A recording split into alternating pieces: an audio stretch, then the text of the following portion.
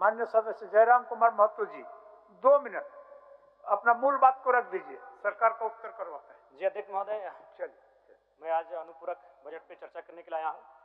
निसंदेह आज इस राज्य को कई काम अधूरे पड़े हैं, ऐसे में अतिरिक्त बजट की आवश्यकता पड़ेगी। लेकिन मूल विषय मेरा है अध्यक्ष महोदय कि अभी जो वर्तमान में छात्रों का प्रोटेस्ट चल रहा है, सरकार ने संज्ञान में लेते हुए हालांकि जेपीएससी पीटी की 14वीं परीक्षा को रद्द किया है, लेकिन मेरा सवाल अध्यक्ष महोदय यहीं से प्रारंभ होता है।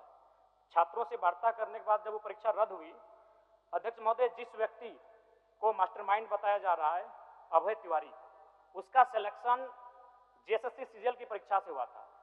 साथ ही साथ उनके लगभग 1 दर्जन रिश्तेदारों का सिलेक्शन इसी सीजीएल की परीक्षा से हुआ था। उसने स्वीकारा है कि लगभग 400 अभ्यर्थियों का सिलेक्शन उसने करवाया है सीजीएल के माध्यम से।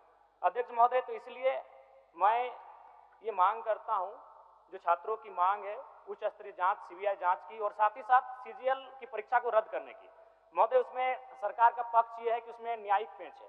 तो महोदय मैं उस पर यह कहना चाहूंगा कि जिस प्रकार जब सरकार ईडी से वित्तीय लेन देन की जांच कराने का आग्रह न्यायालय से कर सकती है, तो मेरा मानना है कि न्यायालय के समक्ष सीजीएल की परीक्षा को रद्द कराने के लिए भी अपना विचार प्रस्तुत कर सकती है। चलिए महोदय, थोड़ा सा अध्यक्ष महोदय, और एक सवाल आता है कि जेपीएससी 1 और 2 कि उसकी जांच सीबीआई ने की थी, उस पर क्या कार्रवाई हुई। मैं आपको संज्ञान देना चाहूंगा कि जो जानकारी सामने आई है उसके अनुसार सीबीआई ने इस मामले में वर्ष 2024 में ही राज्य सरकार से अभियोजन की स्वीकृति मांगी थी। आज 2 साल बीत चुके हैं, राज्य सरकार ने अभियोजन नहीं भेजा है अध्यक्ष महोदय, और अभी फिलहाल लाठीचार्ज हुआ है।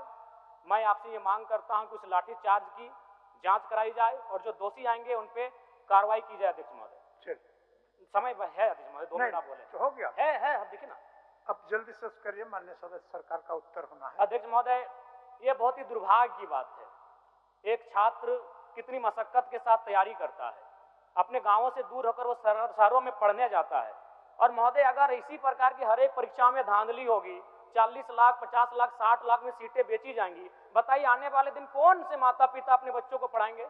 महोदय, मैं आपकी शालीनता की प्रशंसा करता हूं, लेकिन 4 पीढ़ी बाद शायद आपके भी जो समय के परनाती शरणार्थी होंगे ना सर, वह गुजरात की फैक्ट्री में होंगे और कहेंगे कि शायद अगर मेरे पूर्वज 1 करोड़ रुपया रखते हैं तो आज हम वीडियो या सीईओ होते। ये धांधली बड़े पैमाने पर इस राज्य में की जा रही है, बड़े पैमाने पर छात्रों के भविष्य को बेचा जा रहा है अध्यक्ष महोदय।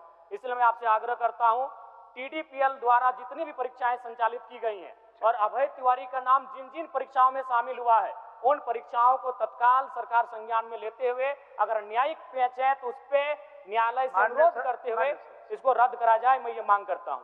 धन्यवाद। आप रात भर सोए और हम रात भर जागे आपके लिए।